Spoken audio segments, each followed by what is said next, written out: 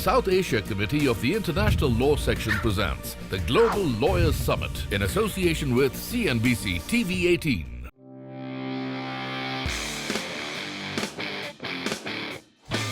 Organized by the South Asia Committee of the International Law Section, the Global Lawyers Summit in association with CNBC TV 18 set the stage for an extraordinary convergence of intellectuals to facilitate a global dialogue on the ever-evolving legal landscape.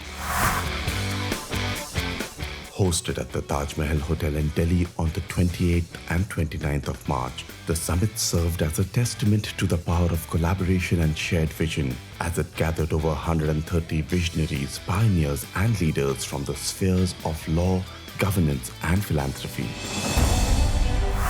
With its theme of harmonizing horizons, uniting law, governance and philanthropy in India and the West, breaking barriers, building bridges, the insightful two-day summit aimed to forge a future where the boundaries of law are well-defined, global collaboration thrives in governance, and philanthropy becomes a catalyst for transformative change.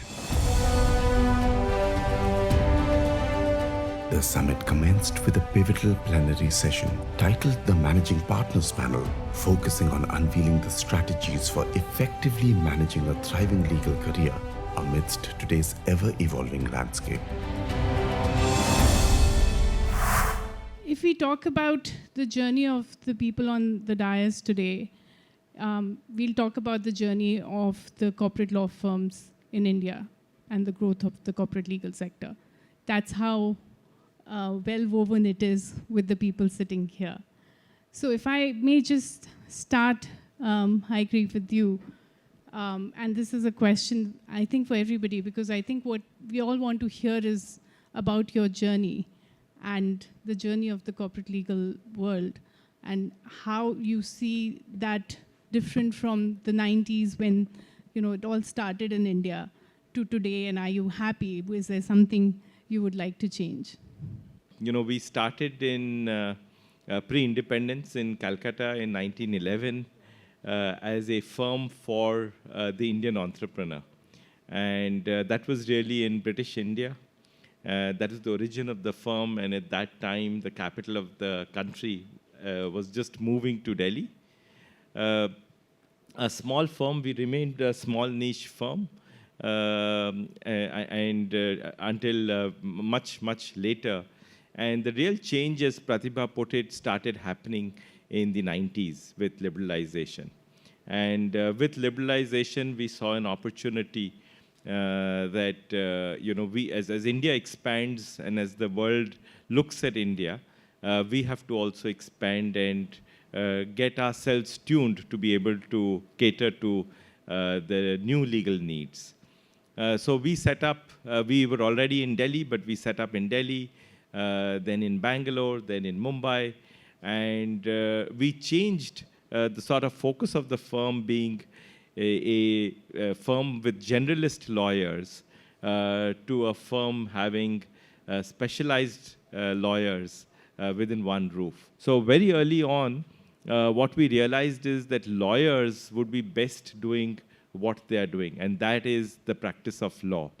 In terms of getting all the infrastructure, management, technology, finance, HR, we would need to rely upon specialists. So as a firm, we really invested very early in that. And that really led to providing all of the wherewithal to the lawyers to really excel in what they are doing. And the firm was really joined by fabulous talent from across the globe. So from a firm, in the 90s, about 30 lawyers, and I think the growth of the country and the growth of the firm to about 1,200 lawyers today. And that's really been our journey from, say, one office to 6 offices, and that's where we are today. Ketan's the largest firm in the country today. Actually, I was a paralegal with the firm in the 90s, the era he's talking about when it was known as a litigation firm, and then we've seen the growth since then. Thank you, I agree. Mohit, your journey is completely different, isn't it? When I started working as a lawyer in early 90s, I think what is very important is to think about is how the journey started. Basically, lawyers, GCs, were nothing but they oversaw the litigation bit. They had no idea about corporate law.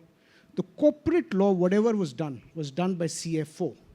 And he would work with a chartered accountant firm. Still partly is. Yeah, but I agree with you. But that was the time, and the institution of GC, the institution of law, was not there. So you can imagine lawyers as corporate lawyers just did not exist. And I remember everybody was very, very small. Largely lawyers doing corporate practice did lease agreements and things like that. I remember in 2000, early 2000, not 2000, 99 or something, I was supporting Government of India on a divestment company. And it was one of the first listed company as a firm we were doing. So my associates who were supporting me kept reminding me that it's a listed company. We have never done a listed company, so I don't know. So on the other side was one of the top law firm in India. Shardul was there. And then that time I used to smoke. So I went outside and smoking. And the associate who was briefing Shardul told me, sir, we are also doing the first deal. Please be careful in what positions we are taking. We have done a research, but we have no idea. So that has been a journey. So well said. I think if we achieve the $10 trillion economy mark, which we will, a lot of that credence has to go to the work that the corporate law firms do. You're at the forefront of bringing foreign investment into the country. And I'll come to you last because you're the youngest, and so there's a journey. But Nishit Bhai, you've been at the forefront of getting that foreign investment into the country. And again, I think you're the doyen here, just in terms of when you started. You want to tell us about your journey? In 1981, I ended up on a first client from the US, Bechtel, and that's how the journey started on international tax side. So my specialization remained international tax, and over a period of time, in 1986, the legal head, managing partner of Bear Stearns, one of the investment banking firm, which died some time ago during Lehman crisis, he suggested, Nishit, why don't you set up a law firm? I was a counsel, and whole journey has been shifting from one to the other to the third. And I said, why should I set up one more law firm? For a long period of time, I thought whether it is worth it, not worth it. And then I thought, let me study how law firms are organized, how they behave, what they do. So I interviewed close to 100 managing partners of the global law firms. Great experience to learn from all the stalwarts. And then decided to set up, I wanted to be more purpose-oriented. I want to be happy in whatever little I do. Okay, and that's the whole ethos of the firm even today. So in 1990, we were the byproduct. 1990, when India opened up, we were the byproduct of liberalized economy, and that's where we started this law firm. Naina, I think what there are a lot of students here too. I think what people want to know, especially you're a generation a little closer to them, though we're all ancient for them, I'm sure. But how do you start a law firm? How do you get out of law school, start a law firm, and scale it to what, 150 today, in a market that's already established? So I was 3 years out of law school, and I was 27, and I honestly, with no disrespect to any of my panelists, I just didn't have the right bosses. Really, it was necessity that made me start, right? I had two choices. One is, I could continue working, be miserable, not bring my best self to the job every day, and just, rail at the world and say that, oh, I'm such a victim, or I could do something about it. So I chose option 2, and I did something about it. And that was, how did I do it, Pratibha? Honestly, it was, when you're young, there is a certain sort of hubris that you have when you're young, and you just decide that you'll do something and you do it, and you don't really think through on the consequences. So I started the firm in 99 with me, lawyer, one client, and I grew from there. And I think what has kept me going and what has worked for me, I mean, if you'd like to take something away from this, is that just don't be arrogant but be confident. So be confident about what you are bringing to the table. And I know that a lot of people may have questions about gender, but please don't bring gender into the equation. Bring your professionalism into the equation. I think that is what has worked for me. I have always gone in as a professional, in competition or as good or equal to any other male lawyer. I mean, I've never brought that into whatever I'm dealing with clients. And a complete conviction in what I want to do. But I do need to ask you this question. So does the gender come into the room? It does. I think at my age today, it doesn't anymore.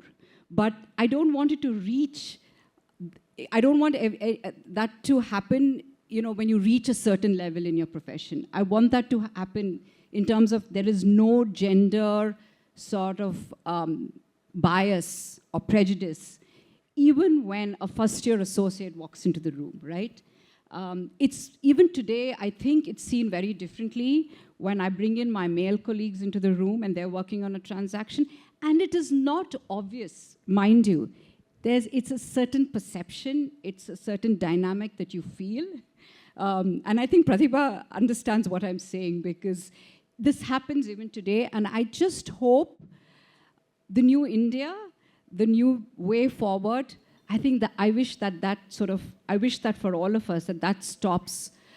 Digressing a little, Mohit, if I may come to you about, I think everybody, clients, associates, students, the community as a whole is looking at how AI is going to influence the legal profession, right? Because we are going to be at the forefront of it, like probably any other industry, probably a little more. So how are you preparing for that? Traditionally, if you think about is when young lawyers go to law schools and then they go to law firms, what do they typically do? They do transaction documents, the first draft and the second draft of that, due diligences, basic research. Now, a lot of these things actually will be done by machines. Huge amount of this will be done by machine. So therefore, to some extent, and it does worry me at some stage, that how would we train our next gen? Because this is really something important. The problem here is that if you start getting these things so easy, then reliance becomes heavily dependent on that. And therefore, your upskilling gets challenged. I think that's really the problem. I would say, in a way, what you should think about it is how do you use this as a tool and upgrade yourself. If you are able to do that, I think you guys will do far better in next 10 years that we did in last 40 years. So Haigreve, how are you preparing for this big earthquake? Are you training your people? What are the tools you're looking to use? What we are doing, for example, we have our own Casio chat GPT. We have our chief tech officer right here helping us with our tech solutions. We have our own data lake where we can use AI. And we are top to bottom adopting AI. And we've seen that, look, you can't fear it. You have to learn it and you have to adapt it. And so we can take baby steps. South Asia Committee of the International Law Section presents the Global Lawyers Summit in association with CNBC TV 18. I'm going to quickly change gears, Nishit bhai. This is close to your heart. Topic for the conference is on law, governance, and philanthropy. And the importance of philanthropy, I think, as far as the legal profession is concerned. Yeah, I think we are very clear about the purpose of the firm. And we are not unidimensional purpose, but three-dimensional. So the purpose of the firm is to do highly complex, innovative deals and litigation. Because the research base, we think we can do, we focus on those kind of things. Second purpose is to foster next generation of socially conscious lawyers, just not the lawyers. I think the time has come to do that. So if that mindset is not there, then it's a wrong firm to be in. Third purpose is to shape the future of law. As I mentioned, look to next 5, 10, 15, 20 years. Prepare today, so when time comes, then you can. Number two, we believe, and I think all of us now going towards the flat organization. So several years ago, we went flat. So in legal profession, there are only two kind of lawyers, right? Advocates and senior advocates. So we have members and the leaders. Idea is freedom with responsibility and accountability. So we do not have strict hierarchy, only two status, and that is the model that we have driven. And third thing, you talked about governance. Governance is all about organizational behavior. So I don't want to again take too much time, but there are three things in a behavior or the model. Is this that there is, what you call culture is very important to us.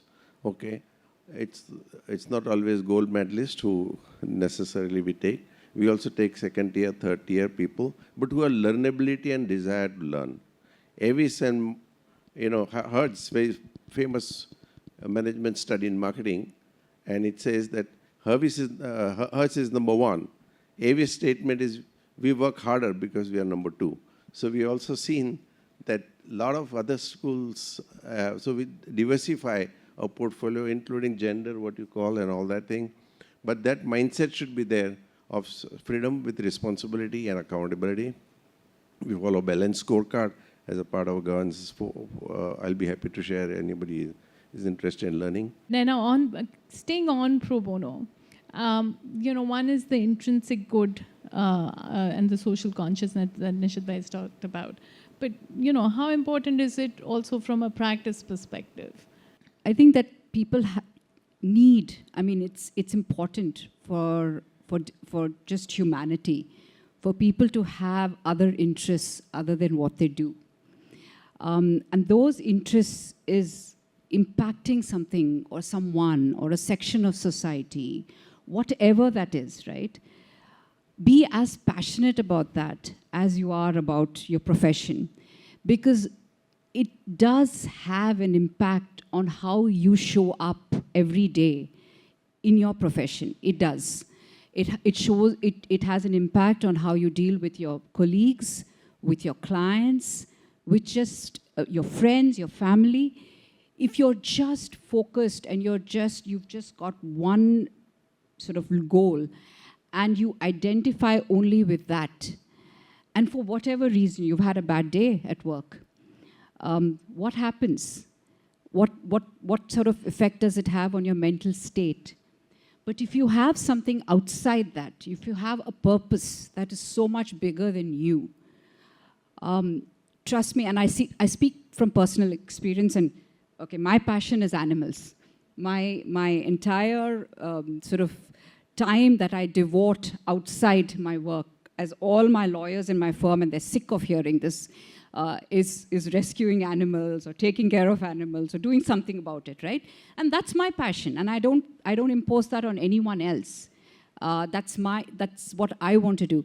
But and that gives me so much of fulfillment that even if I've had a bad day at work, and I go back and I do something about that, and I see the effect or the impact that I'm having on something else that is bigger than me and it's not about me, it makes me a better person. Staying on governance, because I think the ESG bit came up from what they were talking about. Mohit, you've been working with the National Judicial Academy and conducting sessions for High Court judges on judicial reform. I think that's part of that social consciousness.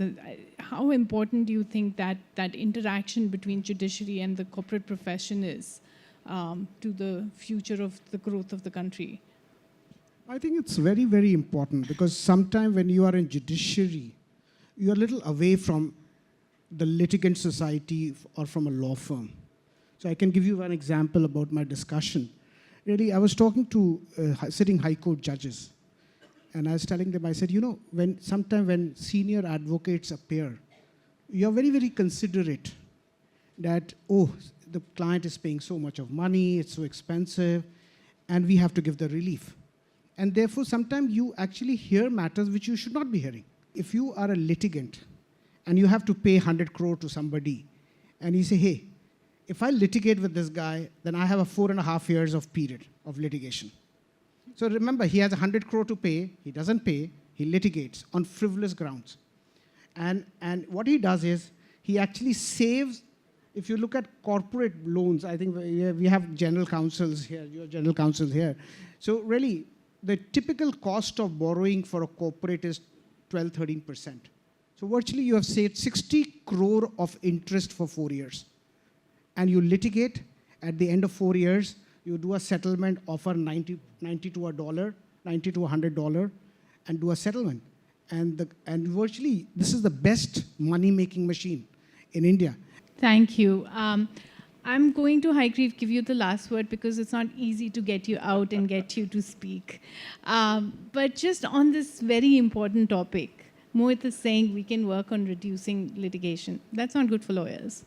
But you've got to balance it again to, the social consciousness, what we need to do to further, the interests of the community as a whole. How do you see that balance working out for you at Khaitan? The way we look at it is that two parts to it. One is, if the judicial whole process cleans up, will it result in less work or more work? And I think it'll really be more work for lawyers. The other part to it is that when we really get a client and we think that it's frivolous litigation, well, we will ultimately do what the client wants, but we will really do our best to see if it's frivolous that you don't litigate and you come to a compromise, because it's really a waste of time, effort, and money. It's not just about those billable hours where you can drag on a litigation. So thank you very much. Again, a big round of applause, please, for Thank you. My panelists. Again, this conference would not be possible without their personal time and law firm support. Thank you. South Asia Committee of the International Law Section presents the Global Lawyers Summit in association with CNBC TV 18.